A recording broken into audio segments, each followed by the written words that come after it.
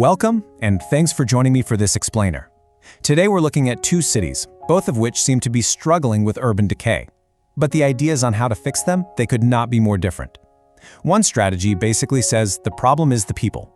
The other says, nope, the problem is the policies. So by looking at what's been happening in Germany and in New York City, we're going to unpack this huge debate about what's really going on in our cities. All right, here's how we're going to break it all down. First, we'll set up the main conflict. Then we'll jump into our two case studies. First Germany, then New York. After that, we'll dig into the playbook that seems to have worked so well, and we'll finish up with the big takeaways. Sound good? Let's dive in. Okay, first up, two cities, two visions. This whole thing really boils down to one fundamental question about what's actually wrong with our cities in the first place. And this is it, right? This is the core question. When you see stuff going wrong in a city, things are falling apart, there's tension in the air, what's the real root cause? Because the two approaches we're about to look at give you completely opposite answers. This slide just lays it out perfectly. You've got these two camps. On one side, you have people saying the problem is the people. It's a culture issue. It's about immigration. But the other side says, hold on, no, the problem is the policies. It's about a lack of funding, it's about economic pain, it's about infrastructure that's just failing. And this is the clash we're going to see play out. So let's kick things off with our first case study, Germany.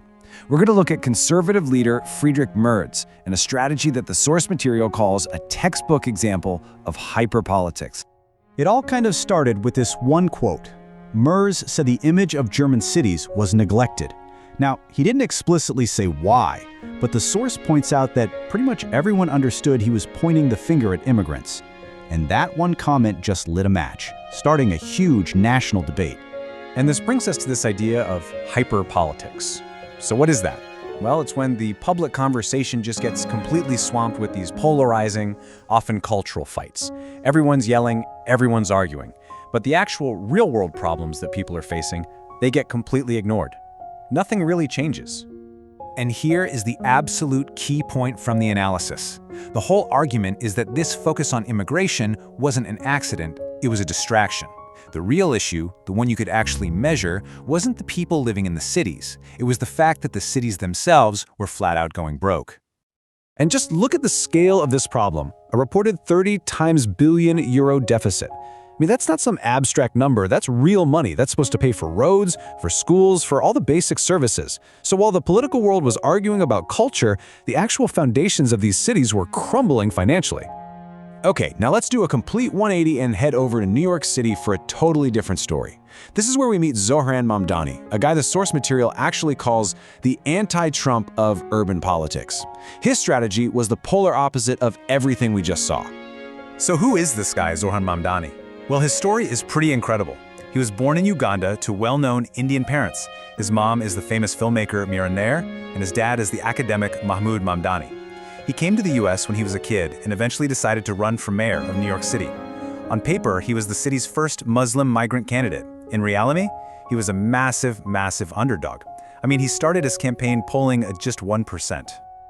So instead of getting bogged down in those culture wars, Mamdani's entire campaign was laser-focused on three simple, concrete, bread-and-butter ideas. Things that hit New Yorkers right where they live. Freeze the rent, make the buses free and fast, and give everyone free childcare. That was it. That was the message, over and over and over again. And, well, look at the result. According to the polling data and the source, that super-focused strategy took him from that tiny 1% all the way to a commanding lead in the race for mayor. It's pretty clear that message really hit home with voters in a way that those abstract debates just didn't. So, how on earth did he do it? That's the real question, right? It's one thing to have a great message, it's a whole other thing to build a movement that can actually pull off a win like this. This next part is all about the playbook. The secret sauce? It was just pure people power. Thousands of volunteers got mobilized, and together they knocked on over 1 million doors. This was not some fancy top-down media campaign. This was a massive grassroots movement built on having real conversations face-to-face about those key issues. And you better believe, the other side fought back, and they fought back dirty. The source describes these just unbelievably vicious smear campaigns. They called him a socialist terrorist. They even tried to link him to 9/11. But the campaign's response was just brilliant in its simplicity. They refused to take the bait. They just kept talking about rent, buses, and childcare.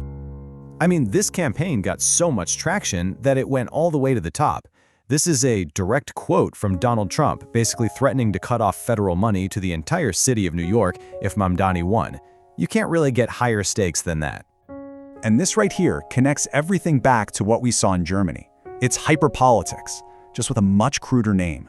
The strategy, which its own supporters reportedly called flooding the zone with shit, is all about creating so much noise, so much chaos and distraction that nobody can focus on what's real. Mamdani's incredibly disciplined, issues-focused campaign was the perfect antidote to that. Okay, so let's pull all this together. What does it all mean? What are the really big lessons we can take from these two totally clashing styles? Is there maybe a blueprint here that could be used in other places? When you put it all in a table like this, the contrast is just, wow, it's so clear. Over in Germany, Mayer is focused on culture and identity, using top-down rhetoric. And what happened? The analysis says he actually made his far-right opponents stronger. Meanwhile, in New York, Mamdani focused on real material needs, built a grassroots movement, and the result was a primary win and a lead in the polls. It's night and day. So this is it. This is the playbook that the source material pulls from Mamdani's success. Number 1, a relentless, almost obsessive focus on everyday needs. 2, build your power from the ground up with real people. 3, have the discipline to refuse to get dragged into those endless culture wars. And finally, number 4, you have to counter all that fear-based politics with what the source calls organized hope.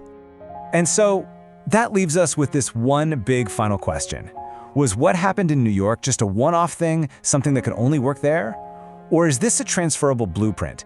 Could a strategy that is so focused on real-world problems and disciplined messaging actually work in other places to cut through all the noise of hyperpolitics? That's the thought I'll leave you with. Thanks so much for joining me for this explainer.